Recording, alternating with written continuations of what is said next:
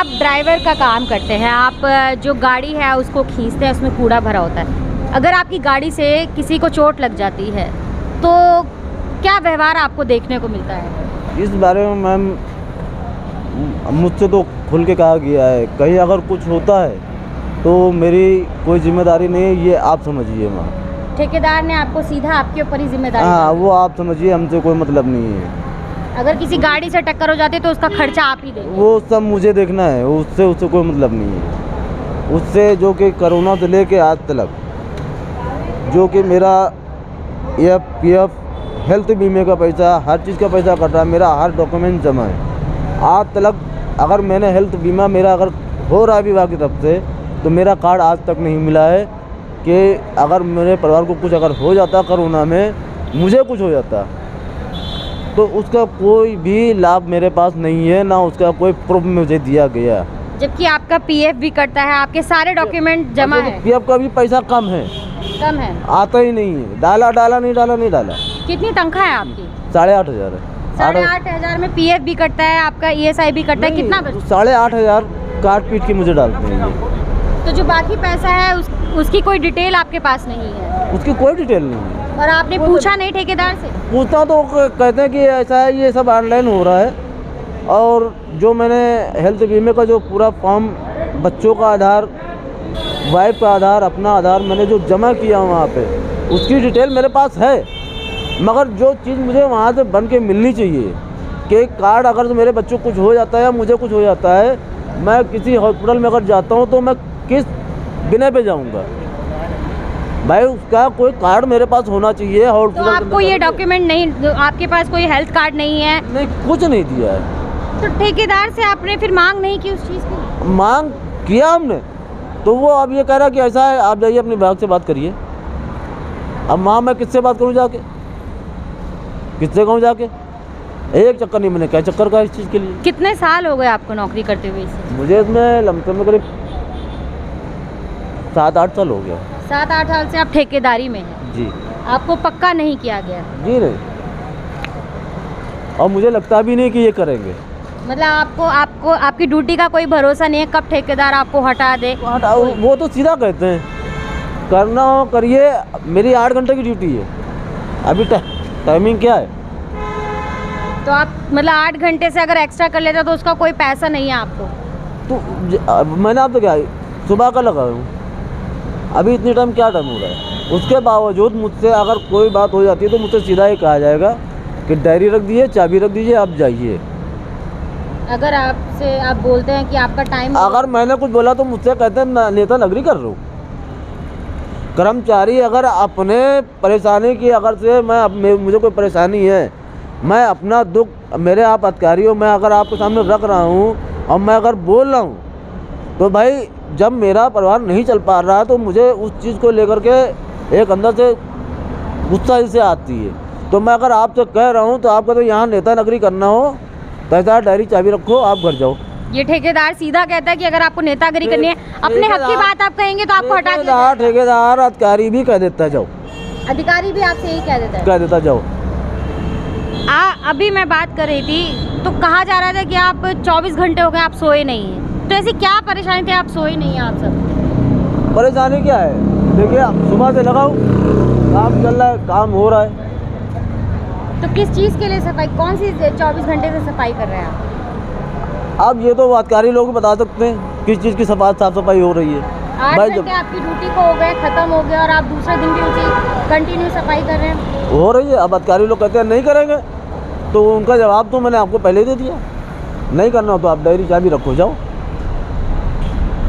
Corona के दौरान आपको किसी तरह का कोई सेफ्टी इक्विपमेंट दिया गया है? हैंड कुछ नहीं मिला, कुछ नहीं मिला है, कुछ भी नहीं। लेकिन हमारे देश के जो उत्तर प्रदेश के जो मुख्यमंत्री हैं, प्रदेश के मुख्यमंत्री है योगी आदित्यनाथ, वो कहते हैं कि आप फ्रंट लाइन वॉरियर हैं, हमने पूरी सेफ्टी का ख्याल रखा है। अरे मैडम क्या आप उनकी बात करें, आप उनकी बात मत करिए। आप उनको अभी इस चीज़ के बारे में कुछ पता है? ये सब चीज़ें बाहर निकली जाती तो देखी जाती हैं, घर में बैठ के नहीं देखी जाती हैं। लेकिन वो तो सफाई कर्मचारियों के पैर धो रहे हैं, उनको तो वो पैर धो रहे हैं, पैर धो के उनको ये बताइए आप बाहर निकल के देख क्या रहे हैं? आँखें हैं हमारे पास, हम ऊपर वाले ने आग दी है कि दुनिया देखो, दुनिया में क्या हो रहा है। अब उनके पास इतनी बड़ी बड़ी आगे वो क्या देख रहे हैं, उनको नहीं दिखाई दे रहा है। तो वो सम्मानित कर रहे हैं तो आप उससे खुश नहीं है? काहे की सम्मानित कर रहे हैं भाई? मैं अभी तक सुबह से लेकर अभी तक मैं मर रहा हूँ, काहे का सम्मान मुझे मिल रहा है? मुझे कौन सा, ये बताइए मुझे कौन सा मुझे यहाँ से बेनिफिट मिला है? तो जो पैर धो रहे हैं वो क्या है फिर? वो दिखावा है आपकी? सीधा सीधा यही कह रहे हैं? ये मैडम मैंने ये बताइए, मैंने झाड़ू लगा ली, झाड़ू पकड़ लिया, फोटो खिंचा लेने से तो क्या आप झाड़ू लगाने लगेंगे? आप झाड़ू लगाइए, कूड़ा उठाइए, हम जाने आपको कि हाँ आप सफाई कर रहे हो यहाँ पे। ये झाड़ू पकड़ने फोटो खिंचाने से नहीं होता है। तो ये जो पैर धो के अपने महल से नहीं होता है, अपने घर अपने कार्यालय में बुलाकर पैर धो रहे हैं, तो ये क्या है फिर आपकी नज़रों में? ये सम्मानित नहीं है आप लोगों को? नहीं, देखिए मुझे दिखाना तो मैं कुछ भी कर सकता हूँ, मुझे दिखाना तो मैं आपके पैर पकड़ लूँ, मुझे दुनिया को दिखाना है, मुझे एक बड़े पर्दे पे आना है तो मैं आपके पैर पकड़ लूँ। तो ये सारी वोट की राजनीति है? आप सीधा कह रहे हैं कि जो बीजेपी सरकार है वो दलितों का वोट बैंक अपनी तरफ खींचने के लिए पैर धो रही है? और क्या, सीधा सवाल है ये बताइए, सब बेचारे सब हैं, काम कर रहे हैं, सुबह से मर रहे हैं, मैं सुबह से मर रहा हूँ, इनके लिए क्या है बताइए आप? क्या बेनिफिट इनको मिल रहा है विभाग से, हमको आप जवाब दीजिए। तो वोट इस बार बेचारे कोरोना में मरे हैं, काम किया इन्होंने, इनको क्या मिला है?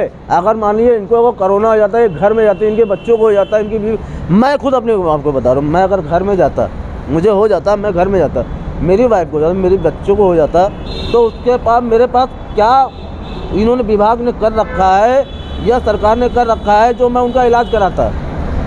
वो तो मर जाते हैं। ये हाल आपका इसी सरकार में है या जो बाकी सरकार गई है उनमें भी यही हाल? अभी तो फिलहाल तो मैं इन्हीं की सरकार से सर्विस कर रहा हूँ, अब इन्हीं की सरकार में मैंने ये सब चीज़ें देखी। और पिछली कौन सी सरकार में, मतलब आपने कहा कि आपने इसी सरकार में देखा, लेकिन इससे पहले भी तो सरकारें आई थी, उसमें भी सफाई कर्मचारियों के साथ इसी तरह का भेदभाव होता? नहीं, पहले नहीं, इतना नहीं होता था। पहले ये होता था कि हाँ आपको जितना काम बता दिया कि उतना काम आप कर लीजिए, आप जाइए, आपका काम खत्म। लेकिन इस सरकार में आपसे ओवर टाइम लिया जा रहा है। इस सरकार में तो जहाँ जो काम नहीं होने वाला ऐसा काम करवाते हैं और सीधा जवाब पंडा ये करते हैं, आपको करना है तो करिए, ना करना हो तो आप जाइए, दूसरा आदमी मेरे लिए खड़ा है यहाँ पे। मतलब बीजेपी सरकार में आपको 12-12, 24-24 घंटे काम करना पड़ता है और उसका कोई तनख्वाह नहीं है, उसका कोई ओवर टाइम 8,512 मिलती है, क्या मिलता है बताइए? अब मैं उसमें क्या मैं घर चलाऊँगा, क्या मैं बच्चों को पढ़ाऊँगा? आप बता रहे हो मैंने कॉलेज के लिए, स्कूल के लिए और मतलब दुनिया भर का उन्होंने बता दिया अपना कि मैंने ये सब किया। मैं 8,512 में मैं क्या बच्चों को पढ़ाऊँगा, उनकी कापी किताबें फीस, और क्या मैं घर चलाऊँगा? और अगर आपकी गाड़ी से किसी का एक्सीडेंट हो जाता है? आप जा रही हैं, आप एक होटल में खा रही हैं 500 रुपये प्लेट, और हम लोग को उस हिसाब से अगर जोड़ा जाए तो मेरा कितना बनता है? 15,000 रुपये महीना, एक प्लेट का 500 रुपये का जोड़िए तो, और एक कर्मचारी को तनख्वाह दी जा रही है 8,512, वो उसमें वो पूरा महीना 4 आदमियों का परिवार चलाएगा।